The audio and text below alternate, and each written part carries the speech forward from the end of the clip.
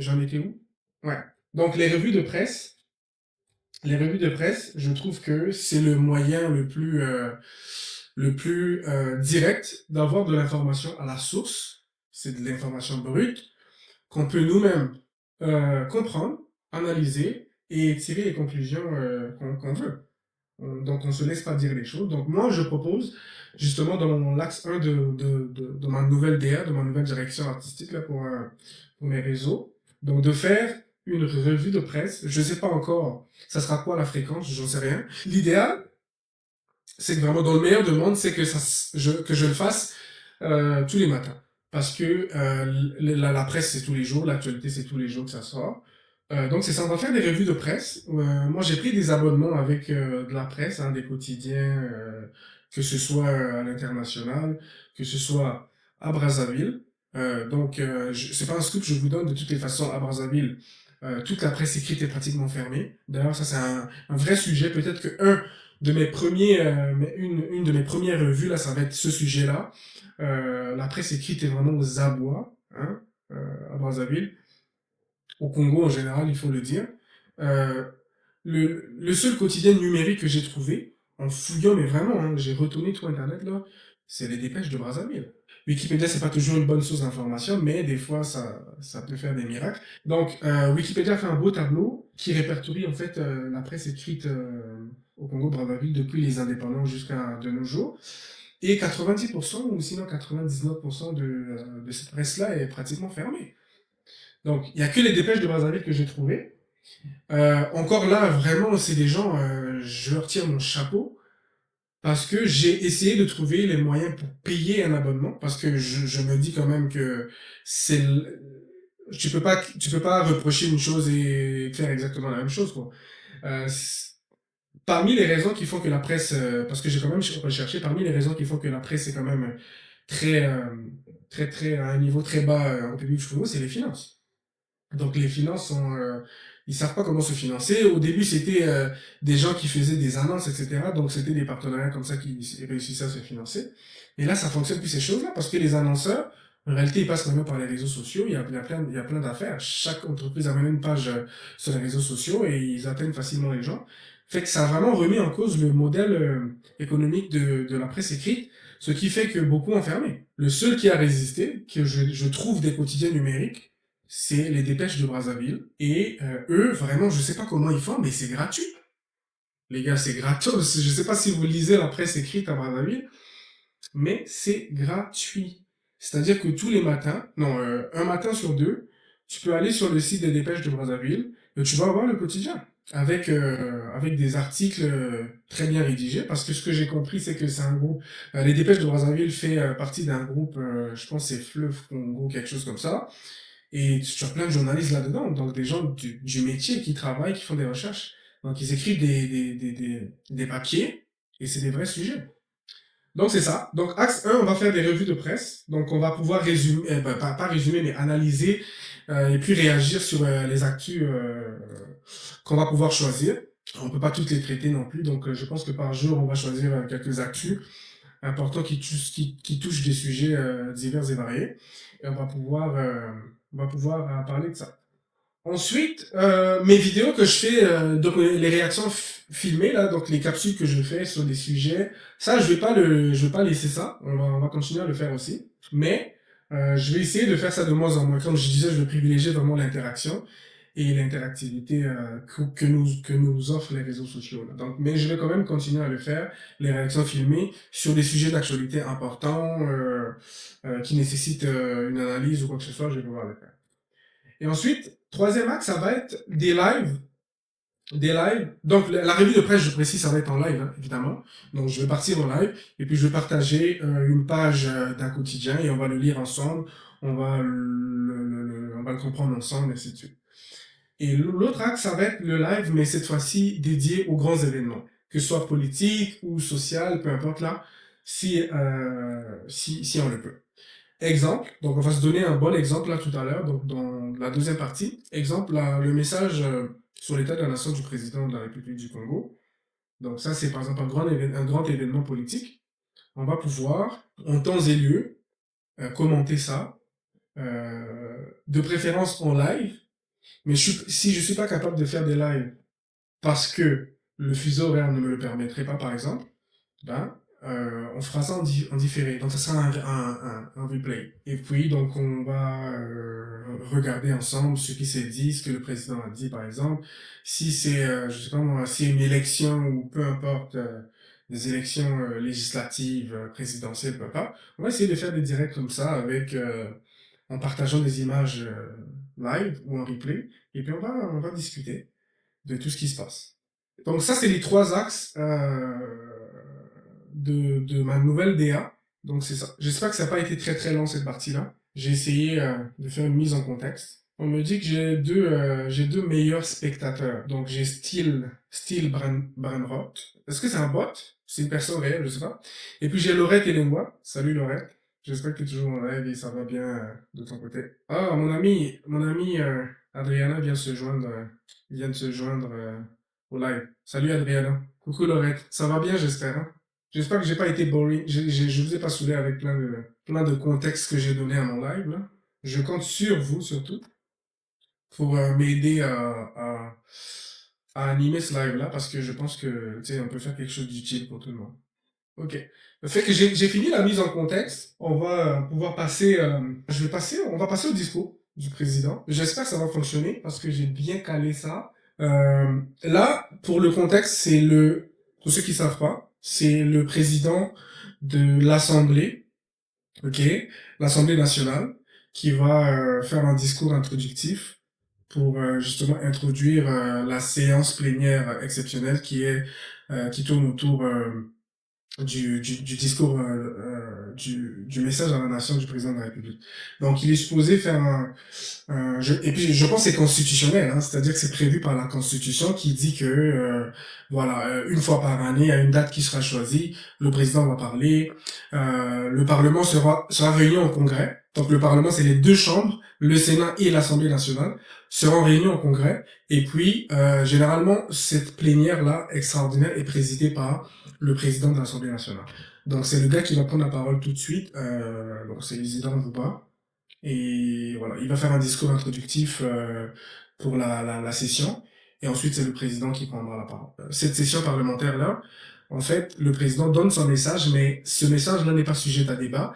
Et en fait, le message du président ne doit même pas susciter des réactions à l'intérieur de l'hémicycle. Même applaudir, je crois que c'est l'article, il me semble que c'est l'article 94 de la Constitution qui le dit, hein. Je peux le lire pour vous là, ça dit le président de la République adresse une fois par an un message sur l'état de la nation au Parlement réuni au Congrès. Blablabla.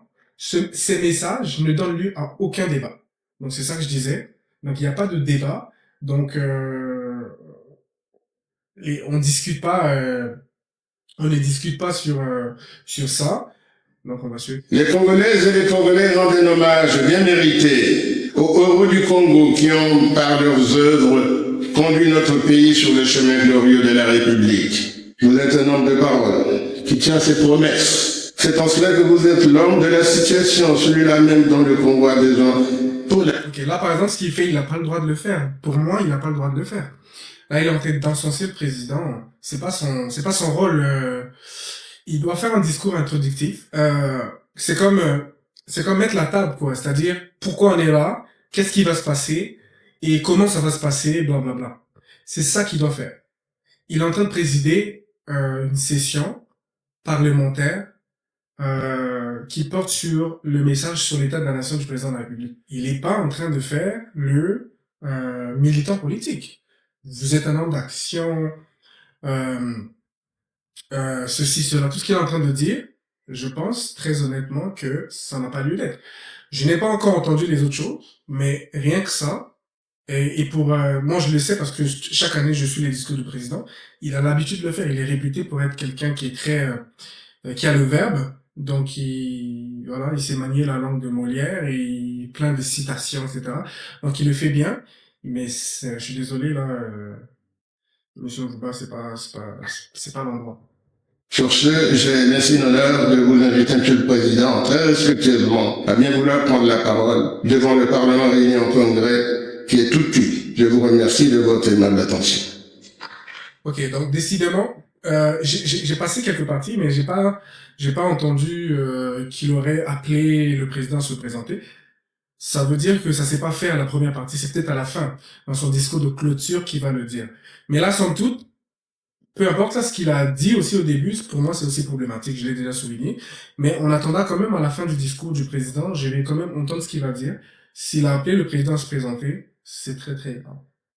Mes chers compatriotes, nous célébrons aujourd'hui la République née le 28 novembre 1958 et magnifions la journée qui lui est consacrée.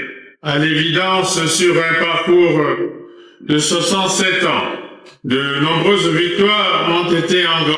Donc, ce qu'il dit là, c'est que la République a été proclamée en 58, et de 58 à aujourd'hui, ça fait 67 ans que la République du Congo existe.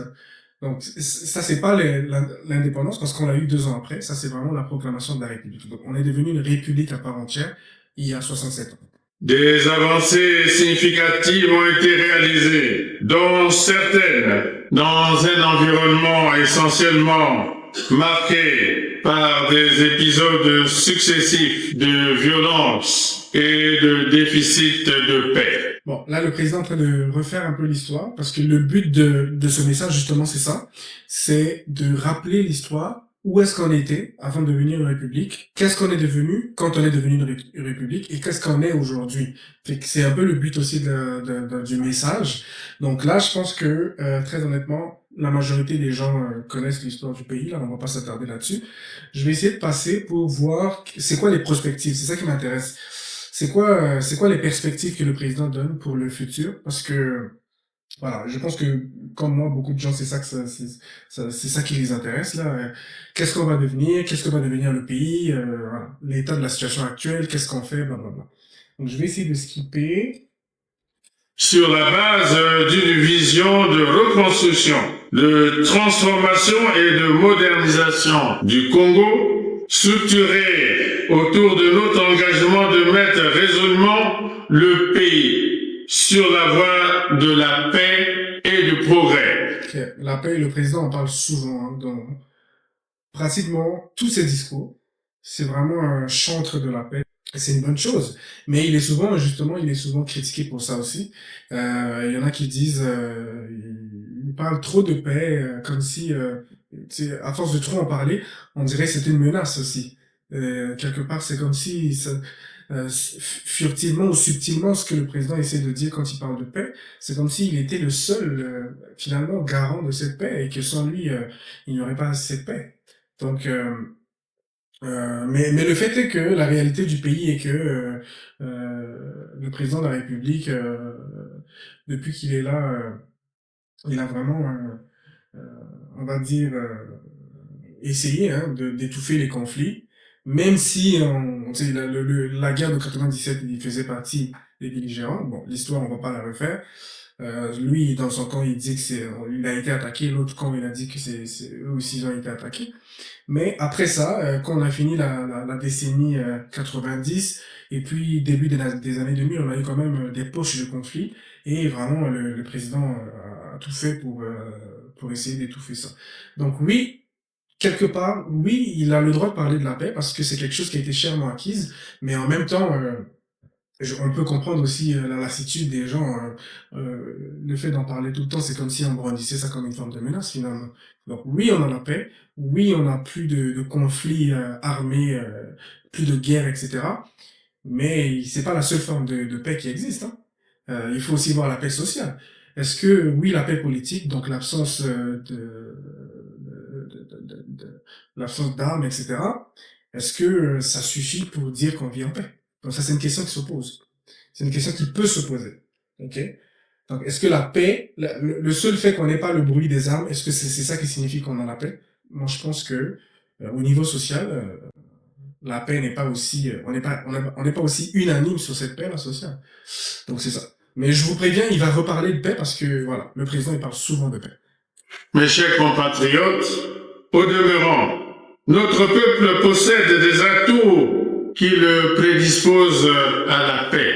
Aussi, avons-nous toujours ambitionné de faire de notre pays un véritable havre de paix. Et comme J'ai compté 4 fois, il a dit la paix. Et pendant tout le discours, je vais essayer de compter combien de fois il a parlé de paix. Je suis sûr que je ne vais pas y arriver, mais ça va être beaucoup de fois.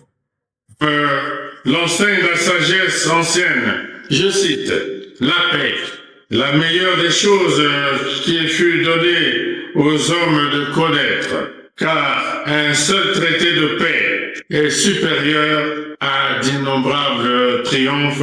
Fin de citation. Parce qu'elle rappelle à chacun de nous un mauvais souvenir. Les leçons issues des troubles sociopolitiques qui ont affecté notre pays depuis l'indépendance doivent consolider la conscience nationale et le mieux vivre ensemble. Le plus important se résume désormais dans les enseignements qui en ont été tirés. Ouais, c'est ça. En gros, il est en train de dire qu'est-ce qu'on a fait de la paix.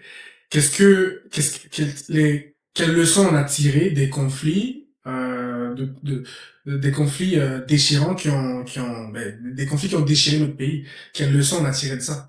Est-ce que on est prêt à tout sacrifier pour repartir dans cet état d'instabilité, de conflit, de bêtises humaines, de guerre, de destruction? Est-ce qu'on a appris nos leçons? C'est ça qu'il est en train de nous dire. Mais encore une fois de plus, c'est ça que je disais au début, le président, on a l'impression des fois qu'il brandit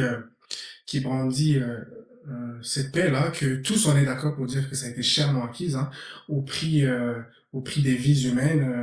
Moi, de ma famille, personnellement, j'ai eu des personnes qui ont vécu des situations très difficiles par rapport à ces conflits-là. Donc, je pense que je suis quand même assez bien placé pour le dire.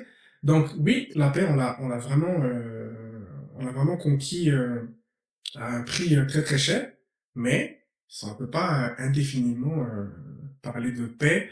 Donc paix égale absence d'armes, de bruit d'armes, sans pour autant jeter l'œil de l'autre côté, parce que la paix, c'est pas seulement ça. La paix a une définition assez large, qui est quand on vit dans le conflit permanent au niveau social, c'est une forme de non-paix aussi, là. On peut dire ça comme ça. Donc, c'est ça. Il va continuer à parler de la paix, je suis sûr, mais si je vois qu'il parle beaucoup de ça, je vais essayer de pousser pour qu'on aille un peu plus vite.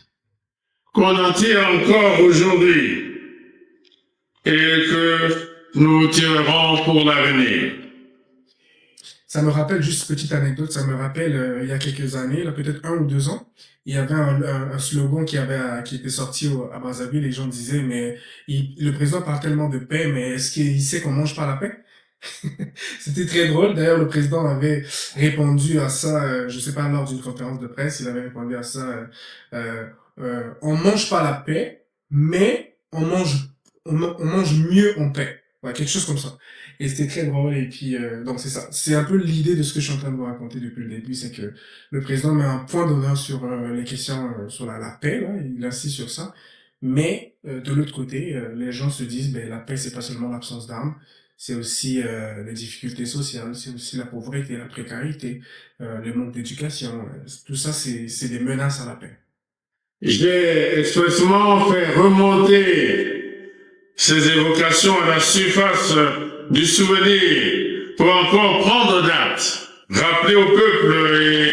Il aime cette phrase-là, le président, prendre date. Il aime vraiment ça. J'ai essayé de lire ses discours ou ses interviews. Il parle vraiment ça. Il parle vraiment beaucoup de prendre date avec l'histoire.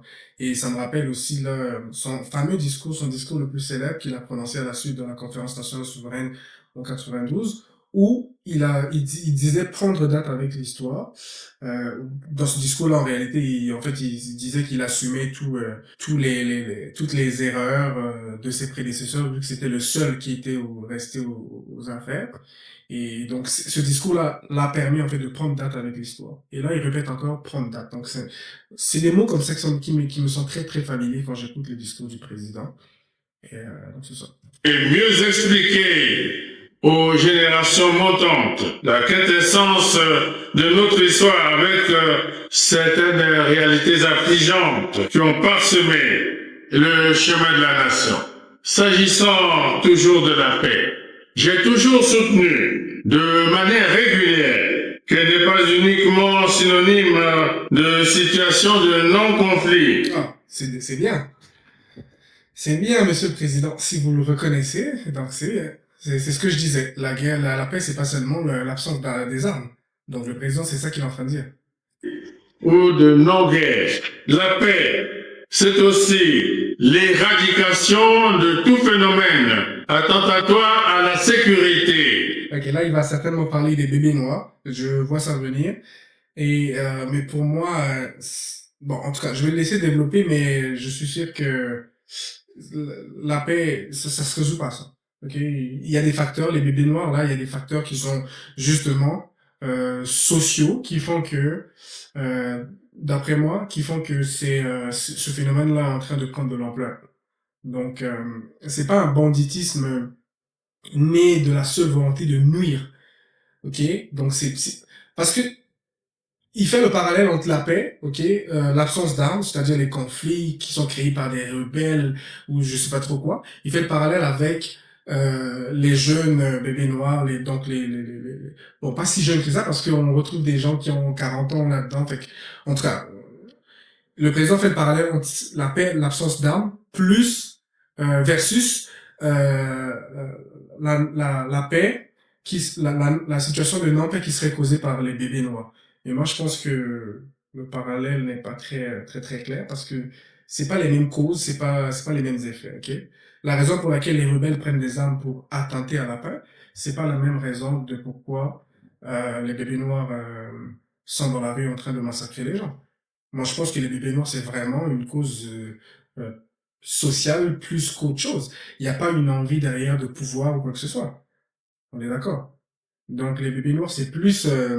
il faut aller voir ailleurs. C'est-à-dire que les, euh, les causes viennent, pour moi, de justement de euh, la non-paix qui existe, mais au niveau social. OK? Donc, la suite logique serait que le président parle de ça, mais qu'il chute, et c'est là où moi je l'attends, qu'il chute sur le fait que les causes des bébés noirs, c'est justement la précarité sociale. S'il parle pas de ça, pour moi, il n'aurait rien dit entre guillemets, d'intéressant. À la quiétude des populations.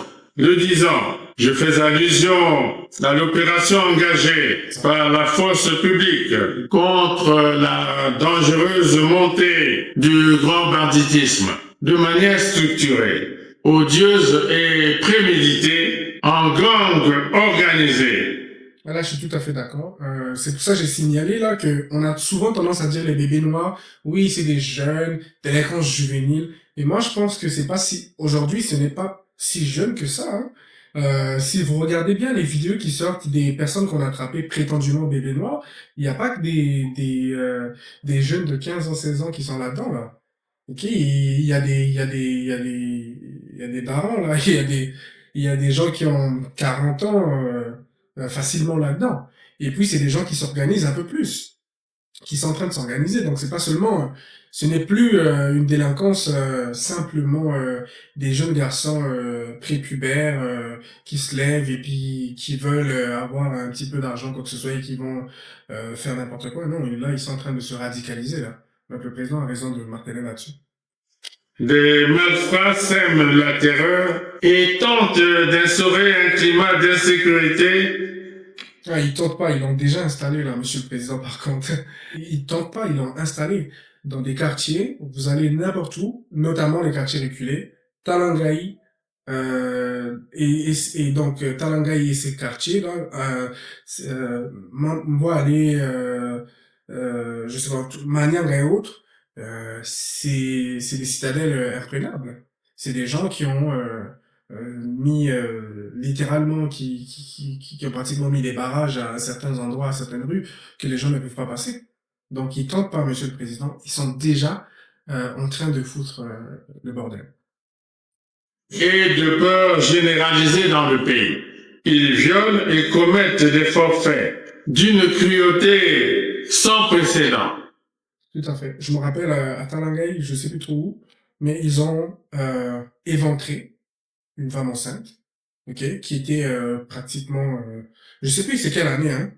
Il me semble ça doit être il y a peut-être 2 3 ans. Ils ont éventré une femme enceinte qui était sur le point d'accoucher et ils ont sorti le fœtus ou le bébé, par exemple. Là, ils ont tué aussi le bébé. Fait que rendu là, je sais même plus si on doit appeler ça simplement du banditisme, hein. Je sais pas si c'est du cannibalisme, en tout cas. C'est vraiment, c'est comme le président le dit là, c'est un climat de terreur qu'ils ont installé là. Pas qu'ils tentent, mais qu'ils ont déjà installé. Des pans entiers de notre économie se retrouvent en péril. L'économie de nuit, articulée autour des activités comme l'hôtellerie, la restauration, des divertissements, la culture, le tourisme nocturne. Ça, c'est pour les gens qui font le rugby. Ça, c'est pour les gens qui font le rugby à Brazzaville. C'est ça que le président est en train de dire, en fait.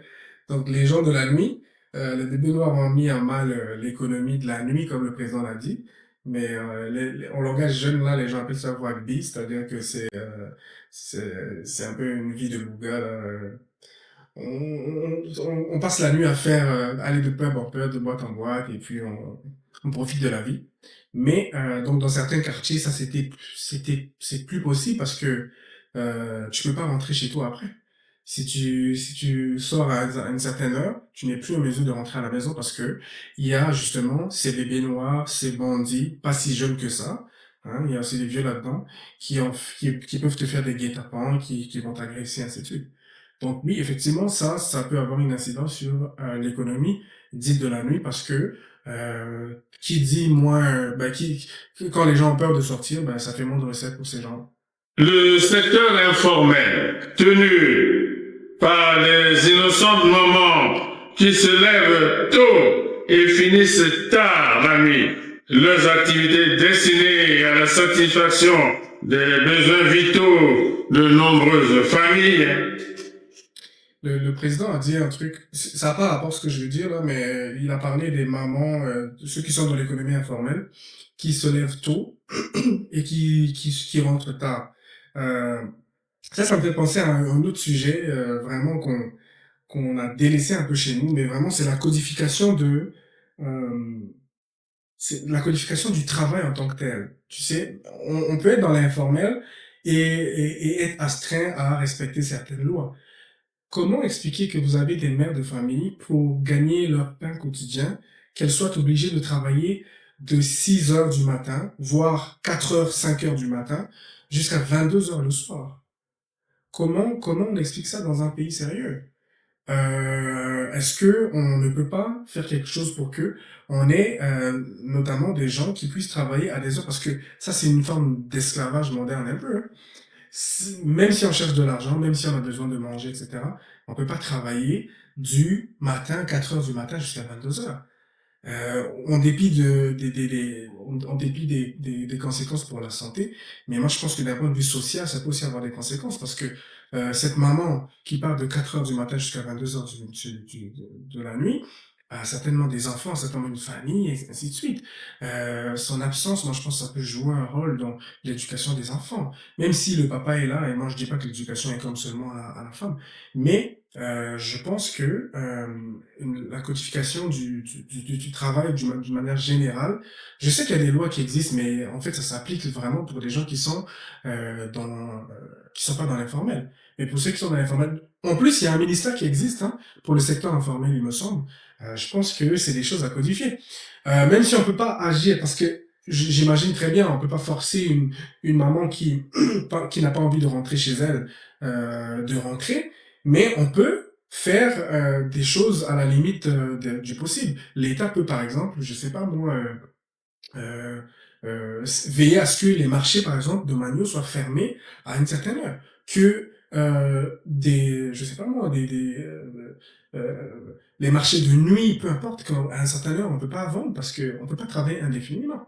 On s'épuise physiquement, mentalement, et puis moi je pense que ça peut avoir des répercussions sur la société d'une manière générale. Du fait des incursions régulières de ces escadrons de la mort en milieu scolaire, lieu par excellence de préparation à la vie en société, les écoles, collèges et lycées crouleraient inexorablement sous le poids de cette inhumanité inédite. La puissance publique ne saurait être indéfiniment défiée au risque pour elle de se réduire à l'impuissance publique. Garant de l'intérêt général, l'État protecteur qui resserre l'étau de ses malfaiteurs poursuivra leur traque sans relâche. Donc là, le président est en train de revalider. Il avait déjà fait lors de la conférence de presse à l'occasion de l'inauguration du lycée de la Liberté, il me semble. Donc il avait déjà reprécisé que l'opération spéciale actuelle menée par la DGSP pour traquer justement ces bandits, ces bébés noirs. Donc ça émanait de lui, c'est-à-dire c'est lui qui en avait donné l'ordre. Et là, il est en train de réitérer devant toute la nation qu'en réalité, il ne faiblira pas et c'est lui qui a décidé que ça se passe comme ça et ça se passera comme ça. À Brazzaville, devra prédominer la paix des cœurs afin de permettre à notre belle capitale politique de redevenir Brazzaville la verte sous son manteau de verdure. Tout comme à Pointe-Noire ou Ponton-la-Belle, la beauté ne doit pas être altérée par les rides de l'insécurité. Oui. Ok, par contre, là, ce qu'ils font là, comme je disais tantôt, c'est un peu anti-constitutionnel parce que ce discours du président n'est pas supposé donner droit à aucune réaction. On n'a pas le droit d'applaudir pour comme approuver ce que le président est en train de dire ou même désapprouver. Donc on est supposé rester stoïque face aux propos du président pour montrer une forme de neutralité. Oui, paix des cœurs et tranquillité des esprits à Brazzaville. Ok, là il parle encore de paix, ça fait je sais pas combien de temps. J'ai arrêté de compter, mais il a reparlé de paix. Des fois, il n'a pas dit la paix, il n'a pas cité le mot paix, mais il a fait des allusions à la paix. Fait que ça fait quand même 1 heure là qu'on parle de paix. Hein. Je vais sauter ça. En procédant le 17 novembre dernier à Liambo, dans le département du Kwilu, à l'inauguration de l'Université catholique du Congo. J'ai vu cette info passer. On a inauguré, le président a inauguré une nouvelle université dans la région du Kwilu, là-bas, là, à Pointe-Noire, je sais pas trop. Mais c'est bien précisé que c'est pas, je pense que c'est un don, hein, ça doit être un don d'une compagnie pétrolière dans le cadre de la responsabilité sociétale des entreprises. D'ailleurs, j'avais fait une vidéo là-dessus. Donc, si vous voulez, vous pouvez passer sur mon profil voir là, où j'expliquais justement ça relève de quoi, c'est quoi cette affaire de RSE là. Donc, cette université a été, il me semble, construite avec l'aide de Eni. Total ou Eni, là, en tout cas, une des deux compagnies. Et donc, ça rajoute justement à la bagatelle d'université pour le pays. Donc, ça fait 3 publics, là, entre guillemets. Donc, on a l'université Denis Sassou Nguesso, l'université qui le président vient de citer, et l'université Marien Ngouabi. Enfin, s'agissant de l'enseignement technique, les travaux de l'école des métiers des mines à Swanké. Ok, là, ce que je comprends, c'est qu'il est en train de faire un peu le bilan de ce que son gouvernement a fait ou est en train de faire. Et puis, donc là, il parle du secteur de l'éducation. Et puis, je sais pas si parce que j'ai sauté tantôt, je sais pas s'il a parlé d'autres secteurs, mais je vais pas revenir. Bref, là, il parle de l'éducation. On va essayer d'aller de l'avant pour voir ce qu'il va dire encore. Au bout de l'éducation et de la formation se pose toujours la question cruciale de l'emploi. Parce que le problème de l'emploi, ça c'est souvent discuté au pays. Et généralement, la question qui ressort, pour moi, il y a 2 questions qui ressortent là. Premièrement, ceux qui sortent des universités ou des formations n'ont pas d'emploi. Et deuxièmement, il y a un problème d'inadéquation entre les formations offertes et les postes à combler dans le marché du travail. Ok, tu as des gens qui apprennent plein d'affaires, super, j'en doute pas, hein, super intéressantes, etc., mais qui ne cadrent pas forcément avec les besoins du marché de l'emploi. Ok, ce qui fait qu'il y a comme une forme d'inadéquation entre ce que les formations, entre ce que le système éducatif offre et versus ce que le marché de l'emploi attend. Donc, je sais pas s'il va faire des annonces là-dessus. Je sais qu'il y a eu un état des lieux de l'éducation, je sais pas trop comment ça s'appelle là, mais en tout cas un truc comme ça, qui s'est fait pour essayer de voir si on peut réorienter certaines formations au pays. Mais je sais pas, peut-être qu'il va parler de ça. Les recrutements dans les rangs de la fonction publique pour l'année 2025 ont porté sur un quota de 10 000 nouveaux agents. Toutefois, dans le contexte actuel, je rappelle à toute fin utile qu'il y avait une promesse de 100 000 emplois pour l'année 2024, 2024 ou 25, je sais plus trop, finalement qui a été étendue sur 3 ans. Fait que là, ce qu'il est en train de dire le président, c'est que pour 2025, il y avait un quota de 10 000. Ça veut dire que l'État, parce que c'était ça l'objectif, hein. Sur les 100 000 emplois, l'État devait combler 10 000 et 90 000, c'était le secteur privé. Fait que là, ce que le président est en train de nous dire, c'est que l'État a livré sa marchandise, a rempli son rôle, il a recruté 10 000. En tout cas, il a ouvert 10 000 postes dans la fonction publique et les 90 000 resteraient pour le secteur privé. Mais les critiques, de toutes les façons, disaient que le secteur privé n'était pas en mesure de remplir ce quota de 90 000. La fonction publique territoriale ne pourrait indéfiniment constituer la seule issue efficace contre le chômage et le désœuvrement des jeunes. C'est pourquoi c'est là qu'apparaît la nécessité de diversifier les leviers générateurs. Ouais, bon, la diversification de l'économie, le président aussi, comme la paix, il est en train de commencer à trop en parler, sans pour autant qu'il y ait des effets concrets, on va dire.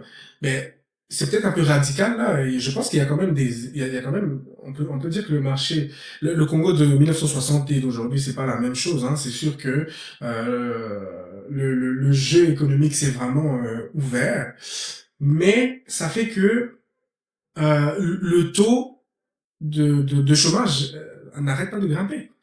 Donc ça veut dire que oui, s'il y a diversification, mais ça se fait vraiment à très très moindre mesure parce que son impact sur le marché du travail ne se fait pas voir parce que le taux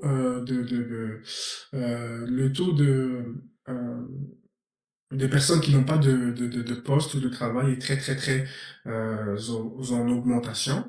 Et donc c'est ça. Donc là, il va nous parler encore beaucoup de diversification de l'économie, mais dans les faits, on voit pas grand-chose. Là. Est-ce que qu'est-ce qui bloque? Est-ce que c'est au niveau, j'allais dire législatif? Est-ce qu'il n'y a pas assez de textes? Après, d'après moi, il y a des textes qui ont été pris pour faciliter l'implantation des entreprises, ainsi de suite.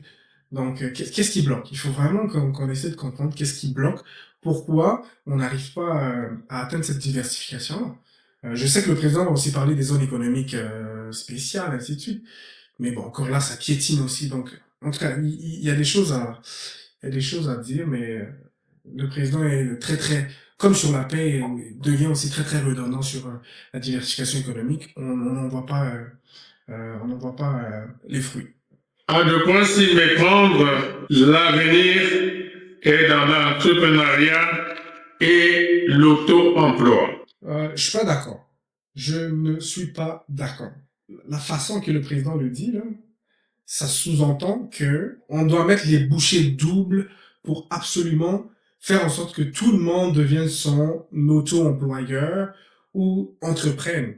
C'est une chose de le dire, mais de l'autre côté, premièrement, est-ce qu'il y a les conditions? Est-ce que les conditions sont réunies pour que tout le monde puisse prétendre à s'auto-employer? Je ne crois pas, parce que il faut se balader, hein, il faut voir ce qui se dit sur les réseaux sociaux. C'est un chemin de croix pour créer son entreprise au pays. C'est un chemin de croix.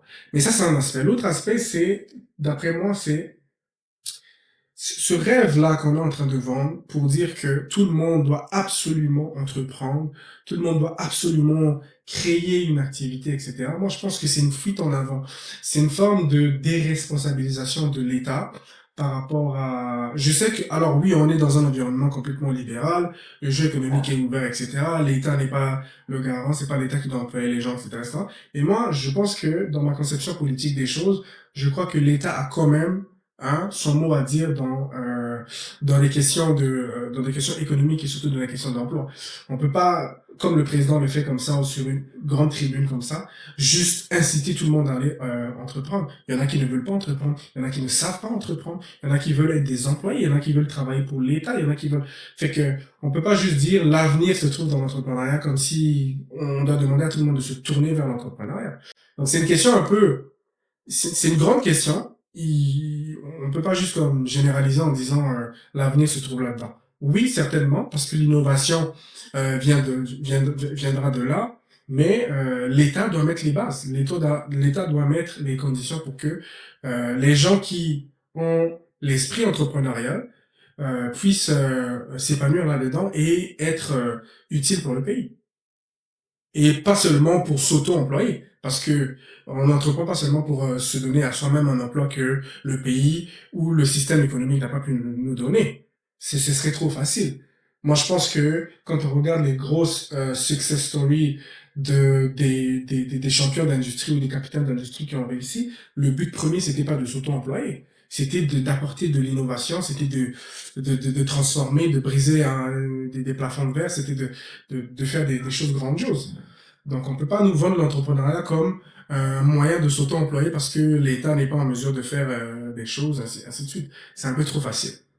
À ce propos, le Fonds national d'appui à l'employabilité et à l'apprentissage FONEA, ainsi que le Fonds d'impulsion. Ok, là il va parler de l'écosystème PME. Ça aussi c'est très problématique parce que il n'y a pas de résultat. Ok, FIGA, FONEA, je sais pas trop quoi, tous ces fonds-là, il y a des scandales là-dessus. On peut se renseigner, vous pouvez vous renseigner. Il y a des choses qui fonctionnent pas. Ok. Il y a des milliards qui ont été mis là-dedans. Je pense au FIGA. Et on sait comment ça a été dépensé. On sait les résultats que ça a produit. Voilà. Fait que cet écosystème-là, ça aussi, c'est quelque chose que le président est en train de se répéter là-dessus. Depuis 2021, on parle beaucoup de ça, mais il n'y a pas de résultat. Ok. Pour se faire financer auprès du FIGA, moi, je l'ai jamais fait, mais il y a des gens qui l'ont fait. C'est un chemin de croix aussi. Ok. C'est un calvaire. Fait que je sais pas qu'est-ce que ça résout ce truc-là. FIGA s'attelle à consolider l'œuvre d'insertion et de réinsertion socio-économique des jeunes. Mais comment ils s'apprêtent à consolider ça? Comment qu'ils font?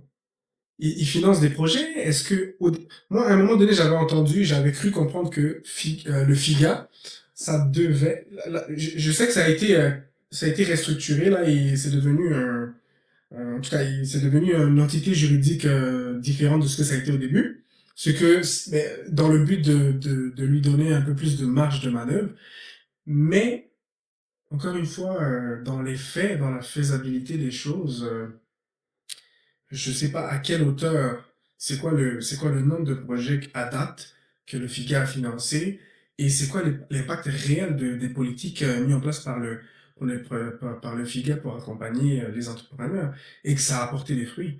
Je sais même pas, en tout cas, parler de ça juste comme ça, c'est un peu fatigant. En 2025, le FIGA a permis de former 2416 promoteurs de projets. 2416. Ok, ça c'est lui en image, je pense c'est le DG ou le PDG justement du FIGA. Il doit s'appeler Abraham quelque chose, j'ai oublié son nom. Mais ouais. 16 promoteurs de projets. Ok, à former. Ok, il faut qu'on explique ça. Le FIGA, Fonds d'impulsion de garantie et d'accompagnement, a formé 2000 porteurs de projets. Ok, je pense que ça fait du sens, c'est dans cette mission. Mais ce que je comprends pas trop, c'est pourquoi le président met l'accent sur ça. Moi, je pense que si on veut, en tout cas, je sais pas, on va écouter. Si on veut impulser l'entrepreneuriat, je pense qu'il y a des actions qui viennent en amont de la formation des porteurs de projets. En tout cas, moi, si je me lève, j'ai un projet, j'ai déjà commencé, j'ai déjà je fais déjà des choses. Ce que j'ai besoin, est-ce que j'ai besoin d'une formation ou j'ai besoin de financement pour me développer et je sais pas, est-ce que j'ai besoin de formation? C'est des questions qui se posent. À raison de 1542 hommes et 874 femmes dans 35 filières et secteurs d'activité. La parité n'est pas respectée. Les hommes ont eu plus de financement que les femmes. C'est une question qui se pose. En outre, 338 promoteurs, dont 180 hommes et 158 femmes, ont bénéficié de la... Il me semble qu'il y a une loi qui avait été promulguée au sujet de cette question sur la parité. Là. je sais pas, avec sous la ministre Ingani, je crois. Je sais pas qu'est-ce que ça dit exactement cette loi-là pour est-ce que ça instaure, je sais pas, si vous avez des informations, dites-le moi là. Est-ce que ça instaure des quotas pour ce genre de choses-là? Est-ce que ça instaure le fait que des femmes doivent être paritaires dans tous les domaines? L'assistance du FIGA pour leur formalisation en qualité d'artisan. Pour sa part, le FONEA a assuré la formation des jeunes dans des filières comme la maçonnerie, la plomberie, le bois et la restauration. La maçonnerie, menuiserie, blablabla. Il me semble qu'il y a une filière, dans l'enseignement technique qui forme là-dedans. Je sais pas pourquoi le FONEA, euh, en tout cas, je sais pas s'il travaille en partenariat, mais je sais pas pourquoi il prendrait l'initiative de former les gens, alors qu'il y a déjà des institutions qui sont là pour ça. Tous ces efforts déployés pour valoriser notre capital humain ne porteront leurs fruits que si nos ressources humaines jouissent d'un parfait état de santé. Là, il va nous parler de la CAMU, je pense, la caisse d'assurance maladie universelle qu'ils ont mis en place, que le gouvernement a mis en place. Un esprit sain dans un corps sain. En cette année 2025, dans un contexte de tensions persistantes dans nos finances, nous venons de doter notre système de santé de 2 hôpitaux généraux nantis d'un plateau technique de pointe. L'un inauguré à Sibiti le 21 novembre et l'autre à Ouesso le 24 novembre. De plus, Pointe-Noire dispose désormais d'un Institut national de biologie et de veille sanitaire, une structure essentielle pour poser de manière fiable. Ça, c'est super, c'est bien ça, hein. J'ai l'impression que, ok, il y a le projet des hôpitaux généraux un peu partout au pays. Je pense que c'était 12. Je sais qu'il y en a beaucoup qui sont en stand-by parce que problème de financement. Mais ce que j'aime, l'idée derrière ça, j'aime bien le fait que on veuille, à travers ces hôpitaux-là, c'est pas seulement construire des bâtiments là, ok? C'est aussi le fait qu'il y a des statistiques derrière qui font que on va rehausser le plateau technique. Et puis, je pense qu'il y a même, je pense que dans le projet globalement, il fallait aussi former massivement des médecins. Et je sais qu'il y a beaucoup de promotions qui viennent de Cuba, et puis ceux qui sont formés au niveau du pays. Donc il y a vraiment un projet structurant derrière. C'est pas juste construire pour construire. Ils veulent vraiment mettre en place quelque chose de structurant. Vraiment comme une chaîne là, un projet à long terme. Donc on construit 12 hôpitaux un peu partout au pays et ensuite on fait en sorte que ces hôpitaux soient à la pointe de la technologie avec des plateaux techniques de qualité et ensuite on forme la ressource humaine qui va gérer tout ça. Donc ça c'est un projet cohérent. Ok, on n'est pas juste en train de construire pour construire. La santé, c'est également notre régime d'assurance maladie universelle, outil de financement de soins de santé. Les équipes de gouvernance. Je sais pas c'est quoi les règles de cotisation pour la CAMU là, mais il y a quelques mois ou quelques semaines, j'avais lu que des employés de certaines entités, notamment de la Brasco, il me semble, de la brasserie, là, la compagnie qui fabrique les alcools, ils en veulent pas de la CAMU. Ils disent que leur assurance maladie est nettement meilleure que ce qui est proposé par l'État. Et donc, ils voulaient pas souscrire à ça. J'ai pas eu la suite. Je sais pas est-ce que légalement ils ont eu le droit, est-ce qu'ils ont le droit légalement de boycotter ça? Je n'ai pas non plus lu les textes d'adhésion à la CAMU, mais, le fait est que, le processus là d'adhésion et puis tu sais, tout ce qui est autour de ça, peut-être c'est un peu opaque encore. Les gens n'ont pas encore compris. On sait que oui, on a mis en place la CAMU, mais comment on fait pour adhérer? Est-ce on y adhère automatiquement? Comment ça fonctionne? En tout cas, moi, je n'ai pas eu écho.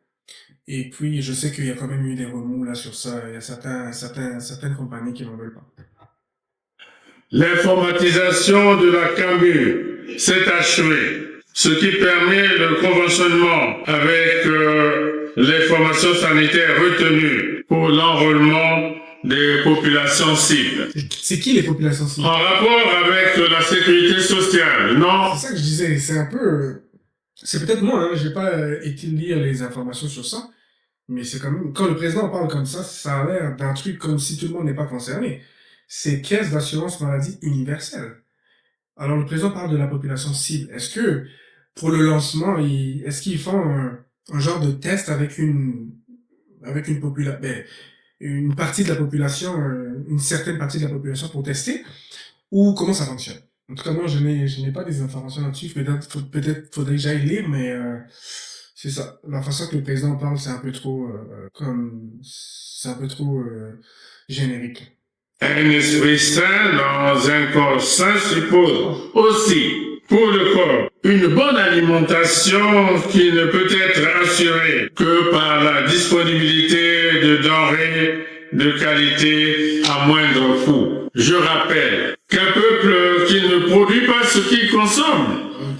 Ok. Un autre sujet sur lequel le président se répète énormément, ça fait 3 sujets, hein, je vous l'ai dit. La paix, la diversification de l'économie et l'agriculture. Là, le président va encore en parler, ok? Avec sa fameuse citation, je sais pas trop qui a dit ça avant lui, je sais pas si c'est Mandela ou les révolutionnaires de l'époque, là, qui disaient un peuple qui ne consomme pas ce qu'elle produit n'est pas un peuple libre, ok? Fait que là, le président va encore parler de ça. Mais seulement une fois qu'il a dit ça, sur le terrain, on n'a pas beaucoup d'avancées non plus sur le sujet. Fait que ça devient redondant. Oui, on va me dire sur l'agriculture, il y a les zones agricoles protégées, les arbres. Je suis pas à Brazzaville. Je vais pas vous mentir, je suis pas un consommateur des produits qui sortent de ces arbres-là. Mais d'après ce qu'on voit, moi, je n'ai pas vu que la tomate a baissé dans les marchés. Je sais pas, je parle avec ma mère, je parle avec des gens, j'ai pas l'impression comme quoi le prix de ces choses-là ont baissé. Mais le président a mis en place, a parlé de la révolution agricole qu'il veut, parce que lors de sa campagne de 2021, je le rappelle, il a dit qu'il mettait le focus sur l'agriculture. Donc ça veut dire que depuis 2021 à aujourd'hui, ça fait 4 ans, je ne sais pas si les résultats sont palpables, sont plausibles, je sais pas. À moins qu'on me dise le contraire. Je sais pas si les oignons, si la tomate, si la pomme de terre, je sais pas si le prix a baissé au marché. Et puis, les apps, c'est une bonne idée, hein. Je suis pas en train de critiquer les apps. Je pense que, il faut remettre les gens, il faut donner aux gens, ou redonner aux gens le goût, du travail de la terre. Ok? Leur montrer qu'on peut être bien rémunéré en travaillant dans l'agriculture, on peut avoir des meilleures conditions, etc., etc. C'est une bonne chose. Je pense que c'est la partition que l'État peut jouer. Mais seulement, ce que je reproche, c'est que j'ai l'impression que l'État sur la politique agricole n'a pas un regard transversal, en fait. C'est vraiment très niché comme solution. C'est-à-dire, ok, oui, on crée les apps. Dans ces apps-là, on va mettre des coopératives. Et puis, ces coopératives-là vont produire ils vont produire.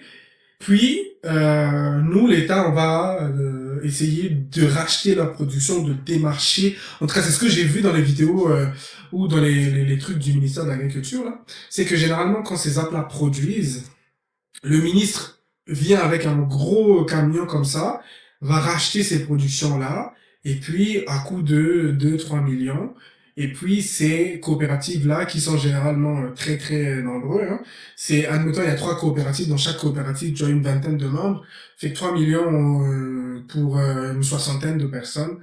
Faites le calcul, c'est pas non plus, voilà, c'est pas la folie non plus. Donc, ce qui veut dire que, oui, l'idée en soi est bonne, parce que je pense qu'il faut, comme j'ai dit au début, résolument remettre tout le monde euh, dans l'agriculture vraiment productive, ok, et non pas seulement paysanne ou rurale, là où tous les gens sont pour manger. Donc une agriculture de subsistance, là, il faut sortir les gens de là. Mais il faut que ce soit vraiment une approche vraiment holistique, c'est-à-dire une approche 360 degrés, ok? Parce que moi, je pense que l'agriculture aujourd'hui, Et d'ailleurs, à ce sujet, j'ai suivi un vidéo hier très très intéressant d'un professeur burkinabé. Je ne sais pas s'il est toujours vivant, hein, mais en tout cas, il s'appelle Laurent Bado, qui parle. En fait, c'est un grand théoricien c'est l'adjectif de grégaire là, du grégarisme, je sais pas trop. Il est vraiment pour qu'on fasse un retour à la Terre parce que selon lui, c'est vraiment l'atout majeur qu'ont les Africains. Donc l'agriculture, c'est vraiment un sujet là. Et le président en parle depuis des années. Il parlait déjà de la révolution verte dans les années 80 ou je sais pas trop quoi. Fait que vraiment le président en parle depuis et c'est un des trois sujets que j'ai remarqué où il est vraiment redondant. Il revient sur ça, il rappelle ces choses-là, il fait des citations, mais dans la pratique, il n'y a pas grand-chose. Ok. Encore une fois de plus, l'idée des apps elle est bonne, je trouve.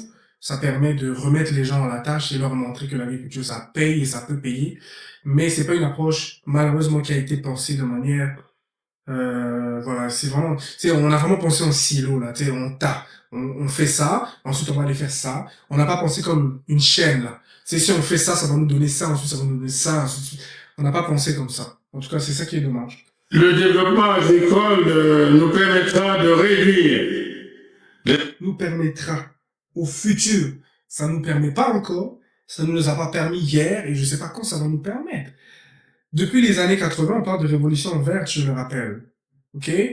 Et on a tout. On a le bassin du Congo, hein, pour ne pas seulement parler de notre pays, mais toute la zone dans laquelle on se trouve, on a des potentialités énormes. Les terres agricoles sont disponibles. On a une pluviométrie exceptionnelle. On a une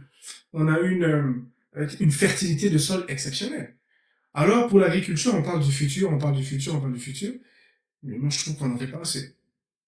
Les importations d'aliments souvent suspects et d'origine douteuse. C'est le même discours. Il avait déjà parlé en 2021 de Ebembe Adou, là. En parlant des importations de produits frais, hein, des vivres frais, là, des poulets congelés, ainsi de suite. Fait que le président ressasse sans cesse la même chose. C'est pourquoi l'expérience des zones agricoles protégées mérite d'être suivie et poursuivie en vue de ses performances. Lesquelles performances? L'on peut mentionner pour cette année 2025 l'usine de production de biocarburants à base de soja, de ricin et de tournesol à Loudiba. Il me semble que c'est un projet de Eni, hein, ça. Je pense que c'est Eni qui voulait mettre ça en place. D'ailleurs, la polémique, il me semble, avec les Rwandais au sujet des terres venait de là, parce que dans la perspective de la mise en œuvre de cette usine-là, il fallait avoir justement une production assez forte des matières premières là pour pouvoir produire le biocarburant. Et donc la holding rwandaise avait voulu louer des terres pour justement produire ces matières premières là. Et puis ça a créé toute la polémique que ça a créé. Mais c'est très intéressant parce que bon, dans une économie, dans un monde qui est en train de virer au vert, même s'il y a beaucoup de comment dire, hein, ben, je fais allusion à Trump et tout ça qui n'est pas trop pour ça, même s'il y a beaucoup d'antagonisme, mais on est en train de littéralement virer vers le vert, fait que les économies, tout ce qui est carburant vert, etc., ça peut être une niche très très très importante pour l'emploi et puis la diversification de l'économie. L'industrie minière s'enrichira sous peu du nouveau code minier en cours d'adoption et qui rendra plus rentable ce secteur pourvoyeur de ressources de l'État. Les mines, c'est un secteur très très porteur, mais dans notre pays, je sais pas, c'est rare que tu entendes parler des mines. Ou en tout cas, j'ai l'impression que c'est pas très transparent ce secteur-là au pays. Autant, tu sais, pour le pétrole, etc., il y a des efforts qui sont en train d'être faits, là, avec la nouvelle équipe dirigeante de la SNPC, parce que, voilà, on voit quand même si c'est pas fou non plus, là, on n'est pas, je sais pas où, c'est complètement transparent. On voit quand même des choses, mais pour les mines et autres, je trouve qu'il y a quand même une relative opacité là-dedans. Je sais que le ministre responsable des mines est en place depuis très très très longtemps, J'avais entendu aussi là qu'il y avait beaucoup de les compagnies qui travaillent là-dedans ne respectent pas beaucoup la législation. Le président parle du code minier, etc., nouveau code minier, mais les entreprises ne respectent pas. Et dans une forêt vers une zone très protégée dans le nord, il y a des industries, il y a des compagnies qui ont déversé d'énormes quantités de polluants, qui ont complètement détruit une zone protégée. Donc oui, c'est une industrie pourvoyeuse, ok, d'argent pour le pays. Mais si n'importe qui peut venir et puis exploiter en, en laissant des dégâts énormes derrière, moi je trouve que c'est pas intéressant. De toute façon, il y a des pays qui ont décidé de couper toutes les industries, tout ce qui est mine, etc. Ils le vivent très bien. Bon, nous, en tant que pays, on peut pas se le permettre parce que notre économie est ce qu'elle est. Mais quand même, quitte à exploiter, autant faire en sorte qu'on exploite à bon escient parce que le pays nous appartient aujourd'hui, mais ça ne nous appartient pas seulement à nous. On est tenu de léguer ce pays tel qu'on l'a reçu aussi. Donc si on laisse faire, parce que au nom du toute économie, on laisse faire, on permet à des industries sans autorisation des fois. La ministre l'a reconnu. Hein. J'ai suivi le point de presse du gouvernement récemment où la ministre de l'Environnement justement parlait de ça. Il y aurait une entreprise qui aurait agi sans autorisation. Ben moi je pense que c'est problématique. Donc il faut qu'il y ait un peu plus de rigueur là-dessus. Les mines, oui. L'économie, l'industrie minière, oui. Mais que ça se fasse dans le respect de l'environnement et du pays, quoi. En fonction du niveau d'avancement des travaux d'implantation dans la zone économique spéciale de Pointe-Noire. Bon, ok, là je suis en train d'avancer, ok. Ça fait 2h53 que je fais le live. Je suis en train d'avancer. Là, le président est en train de ressasser ce que son gouvernement est en train de faire.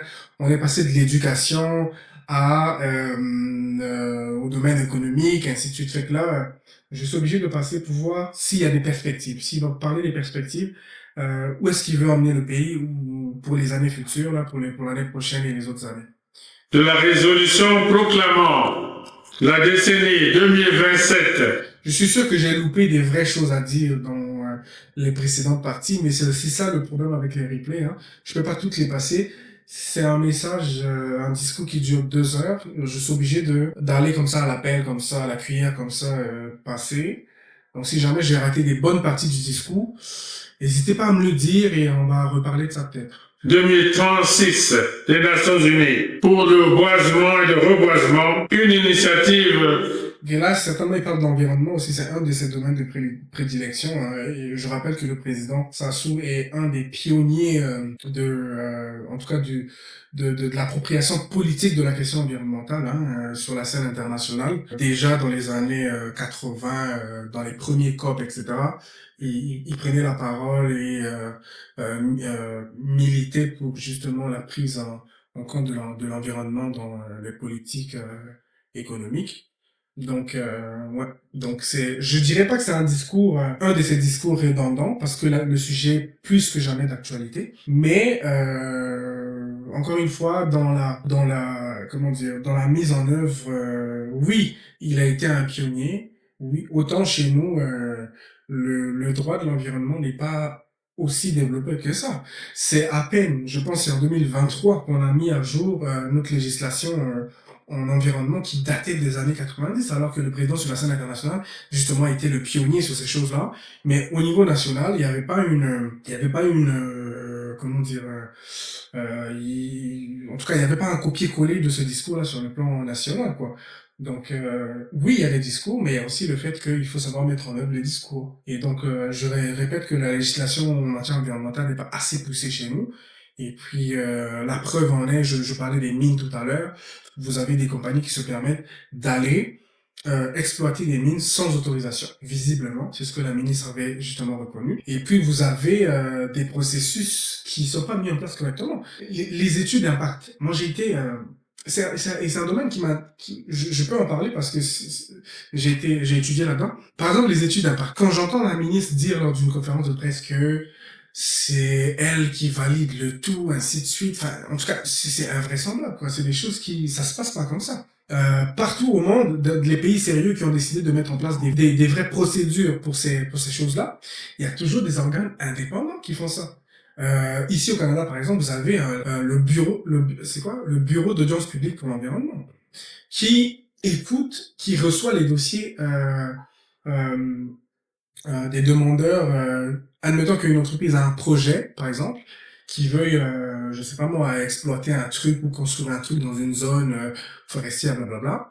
Le ministère va demander qu'il y ait justement une étude d'impact, mais l'examen de ces choses-là, c'est pas le ministère à proprement dit qui le fait. C'est un bureau complètement indépendant. Donc c'est le bureau d'audience publique pour l'environnement qui écoute les entreprises, qui essaie de faire en sorte que le projet puisse respecter les parties prenantes. Parce que dans les projets, quand on met en place des projets, il y a des populations qui sont affectées, il y a des zones qui sont affectées, ainsi de suite. Il faut faire en sorte que ce projet-là puisse respecter le point de vue de tout le monde. Et ça, le ministère n'est pas le mieux placé pour le faire, parce que le ministère, justement, on peut avoir un parti pris. Admettons, le ministère, c'est le gouvernement pour des besoins économiques. Si une entreprise arrive qui dit que moi, je vais investir tant de milliards, le ministère aura du mal à avoir un regard purement neutre par rapport à ça. Donc le ministère peut accepter ou valider des projets tout en sachant que ça peut avoir des effets néfastes pour l'environnement. Alors que si on a un bureau d'audience publique, par exemple, on a ou tout autre organisme indépendant qui gère ces questions-là, ben, le ministère n'a pas, entre guillemets, d'influence directe là-dessus. En tout cas, mon point, c'est de dire que tout n'est pas à jeter, mais mon point, c'est de dire que pour ces questions-là, le gouvernement, en tout cas, le Congo est encore très reculé, là. Quand je fais le parallèle entre le discours et l'avant-gardisme du président sur ces questions versus ce qui se fait sur le terrain, je pense qu'on est quand même très en retard. Je viens par ailleurs de Belém au Brésil, où s'est tenue la COP 30. Ok, je vais passer là-dessus. Je vais vous expliquer un peu la vision du président. Oui, il est avant-gardiste sur la question. Il a toujours défendu les intérêts africains, le bassin du Congo. Ah oui, peut-être j'ai pas soulevé une initiative très bonne, même s'il y a des choses à dire là-dessus aussi. Mais on a mis en place un fonds au niveau de chez nous, donc c'est le fonds bleu pour le bassin du Congo, qui fait que on veut essayer d'attirer les financements internationaux, les financements internationaux sur des projets locaux au niveau du bassin du Congo. C'est pas que le Congo, le bassin du Congo, vous savez que c'est un ensemble de pays là. Vous avez le Gabon, la RDC, l'Angola, enfin il y a tout un tas de pays là-dedans. Et donc on a créé un fonds. Même si pour moi l'opportunité de créer un fonds, comme je vous disais, il y a plein de choses à dire là-dessus. Pour moi, l'opportunité de créer un fonds dédié au bassin du Congo, pour moi, je n'en voyais, c'est bien, hein, mais j'en voyais pas la grande importance parce que il y a déjà des milliers de canaux qui existent, hein.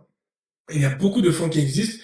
Et le problème avec pour attirer les financements là internationaux, il faut savoir comment concevoir des projets qui soient valides pour ces organismes-là. Ok, c'est pas tant le fait d'avoir forcément votre propre fonds. Vous pouvez aller dégoter des financements sur des fonds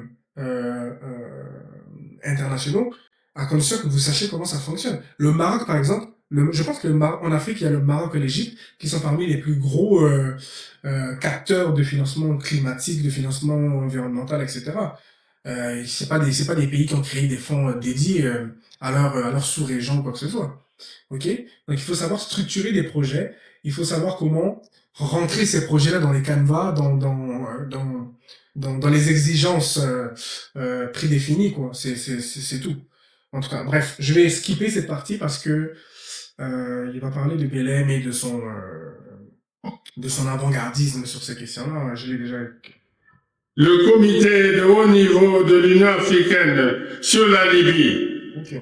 Bon, là, il va parler de ses prouesses diplomatiques, hein, parce que notre président, pour ceux qui ne le savent pas, c'est un fin diplomate. Il a à son actif de nombreuses victoires. Parmi les plus importantes, là, c'est l'aboutissement de la libération, de l'abolition de l'apartheid, de la libération de Nelson Mandela, que Brazzaville sous son leadership à l'époque, avait joué un grand rôle.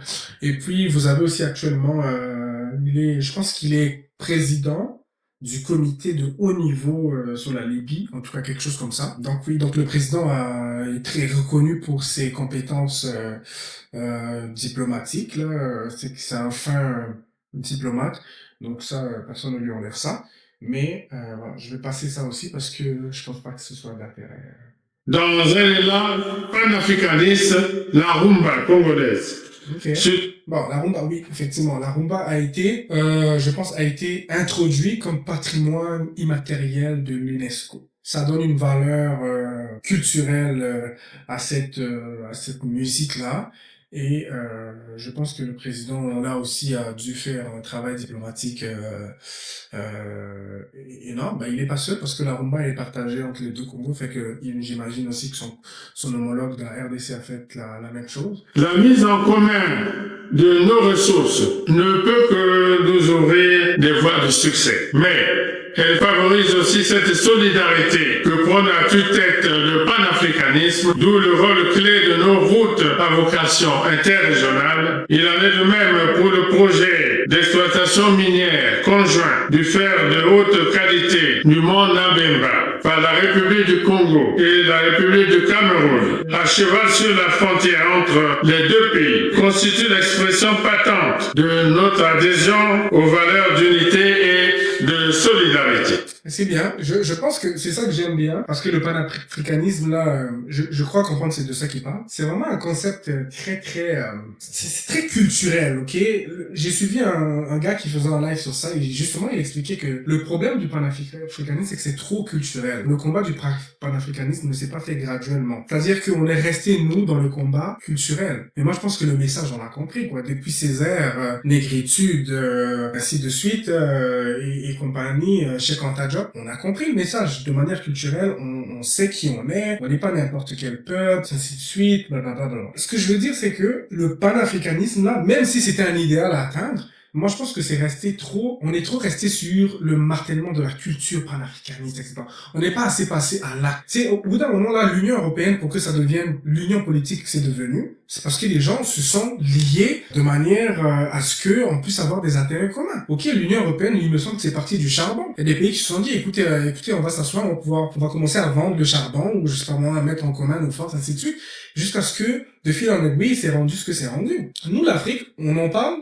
Et ce panafricanisme de culture, là, on en parle seulement pour revendiquer des choses, mais quand il faut faire, on n'est pas là, quoi. Ok? Et là, ce qu'il est en train de dire, je trouve ça intéressant parce que pour moi, c'est ce que je réclame, c'est-à-dire un panafricanisme de l'action. On met en commun des choses, on fait des choses ensemble, on essaie de faire en sorte que on puisse bâtir une économie commune, un marché commun, ainsi de suite. Ça, c'est factuel, ça, c'est des choses mais dire, nous, on est africains, on a construit les pyramides, on est un grand peuple, blablabla. Pour moi, à l'heure actuelle, ça sert un peu à rien, quoi, parce que tout le monde sait déjà que en Afrique, il y a eu des civilisations, et pas des moindres. Il est temps de capitaliser sur ça pour avancer, pour créer des vraies choses. Unis hier, nous avons pu conquérir notre indépendance politique. Aujourd'hui, il s'agit d'œuvrer à la consolidation de cette même unité pour faire face aux grands enjeux et aux défis économiques suscités par les mutations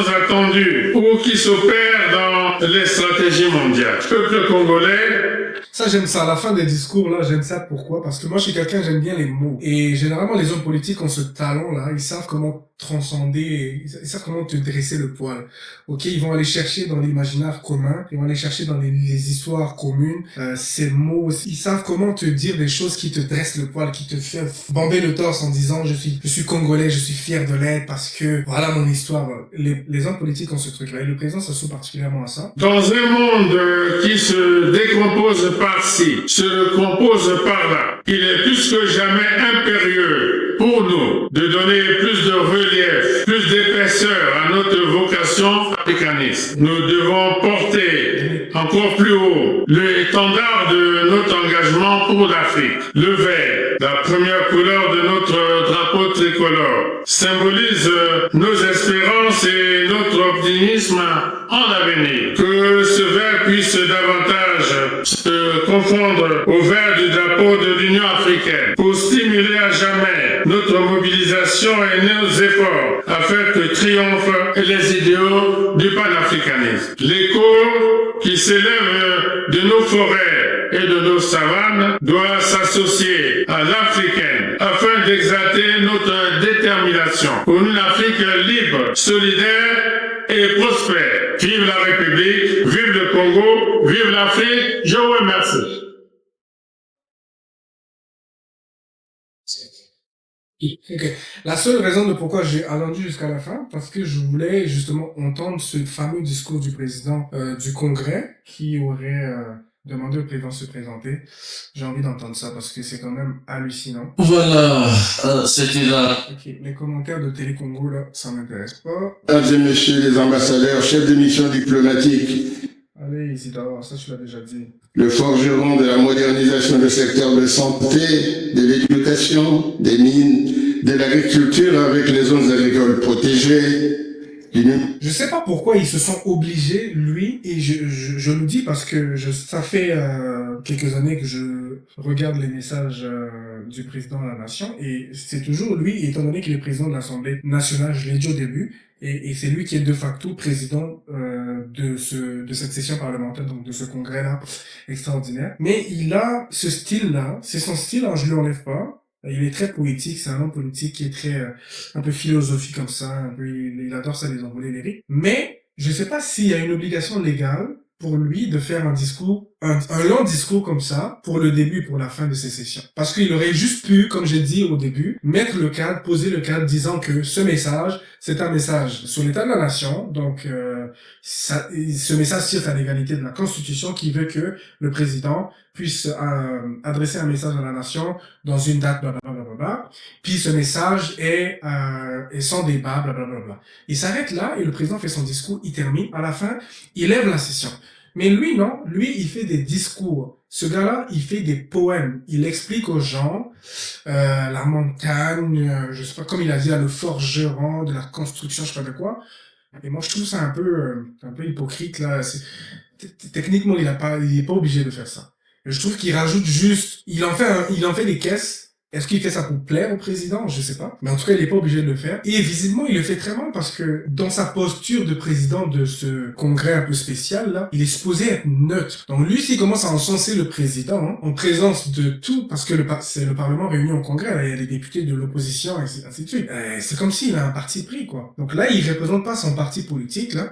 Il est en train de représenter l'institution qui est le Parlement de la République. Donc, il n'est pas supposé prendre position et demander au président de se présenter ou whatever. Vous êtes, Monsieur le Président, ce rempart inflexible face aux périls de toute nature, susceptibles de menacer notre pays. On dirait un griot, là, les gars. On dirait c'est le rôle du griot, là, en Afrique, c'est tu es payé par les notables, les familles, les bourgeois, les familles nantis pour chanter à leur gloire. J'ai l'impression que là, à chaque discours, à chaque session que Monsieur Mvouba préside, il fait le griot, en fait. Le fondement de votre adresse rappelle que la politique n'est pas seulement l'art de gouverner, mais aussi celui d'ouvrir des chemins et des horizons nouveaux à tout un peuple. Ça, c'est super bien dit. Et c'est exactement, moi, je pense que la politique, ça sert à ça aussi. Notre pays a besoin de votre sagesse, de votre vision des choses et du monde, celle qui a fait du Congo un pays stable. C'est pourquoi, Monsieur le Président de la République, du haut de ce perchoir, je vous lance avec respect et ferveur cet appel patriotique. Écoutez la voix du peuple, Monsieur le Président. Écoutez l'appel de la nation. Écoutez l'ardent souhait de la clameur populaire qui vous est adressée.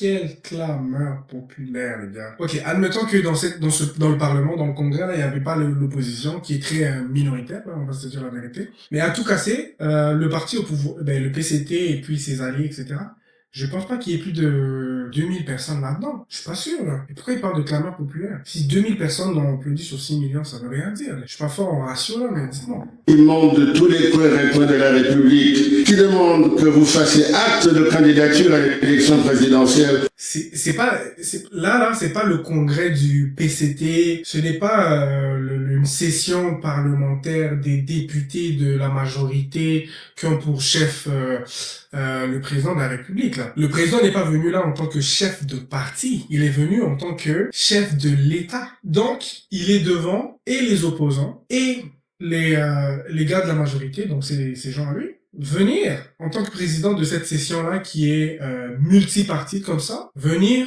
demander au président de se représenter. Moi, je pense que c'est inapproprié et je sais pas quelle image on donne au pays. Je sais pas si ça se fait ailleurs. Je sais pas si ça s'est déjà fait ailleurs que lors d'une cérémonie aussi solennelle qui est à caractère constitutionnel, que on puisse transformer ça en une forme de congrès de parti politique où on demanderait à son candidat de se présenter. C'est complètement, pour moi, c'est mettre l'État, mettre la République. Et en plus, dans une journée aussi symbolique qui est la journée de la proclamation de la République, c'est pas les partis politiques. Venir ici, parler au nom de tout le monde, et avant ça, dire que c'est la clameur populaire des 4 coins du pays, ainsi de suite. Pour moi, ce n'est pas respecter tout le monde. Parce que je suis à peu près sûr que tout le monde ne pense pas ça. Donc je trouve ça scandaleux, je trouve ça déplorable. J'ai pas de qualificatif là, je trouve ça juste, c'est irrespectueux. Pour les Congolais, j'ai passé 3 heures, ça fait 3 heures de champ live. C'est mon pays, c'est mon devoir d'écouter le président qui donne le cap, parce que ça sert à ça ce discours.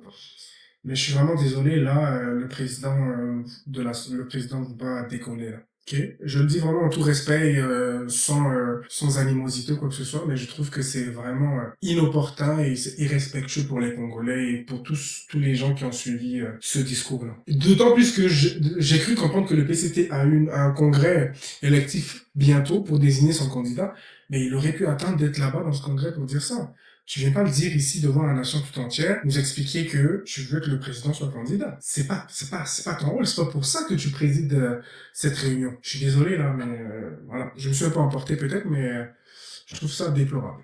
Par devoir républicain, il vous revient de construire le Congo de demain. Un Congo uni, tourné vers la lumière sans déclin, des Congos qui brillent de 1000 feux, le Congo de vos rêves. Mais on doit construire le Congo de nos rêves à tous, c'est logique. Aujourd'hui, ensemble, nous poursuivons la marche. Les résultats sont palpables. Et c'est ainsi que l'on voit aux 4 coins du Congo. Aucune posture de neutralité. Aucune. Absolument aucune. C'est comme si depuis le début, lui là, il s'est dit, moi, je veux venir encenser le président. C'est ça mon rôle. C'est ça que je veux faire du début jusqu'à la fin. Mais sa posture de président du Congrès, c'est une posture de neutralité. Je rappelle que dans ce Congrès-là, il y a des opposants, même s'ils sont minoritaires, on s'entend, mais il y a des opposants, il y a la société civile, il y a des diplomates, il y a, je sais pas, tout le monde ne partage pas ses opinions. Au nom de quoi tu parlerais au nom de tous ces gens? De quelle légitimité tu parlerais au nom de tous ces gens? C'est d'un ridicule incroyable. Monsieur le Président de la République, vous êtes sans conteste... Ok, bon, je vais arrêter. Ok, je vais arrêter là. Je vais juste mettre la dernière partie parce que moi j'aime ça, comme j'ai dit tantôt. J'aime ça. Une des choses que j'aime dans le discours politique, c'est le contexte dans lequel il se passe. Donc là, ça va être la fin. Certainement, il va avoir l'hymne national, il va avoir la levée des couleurs. Fait que c'est très beau et je vais regarder ça. Mais le discours de Mvouba, Monsieur Mvouba, si vous m'entendez, échec.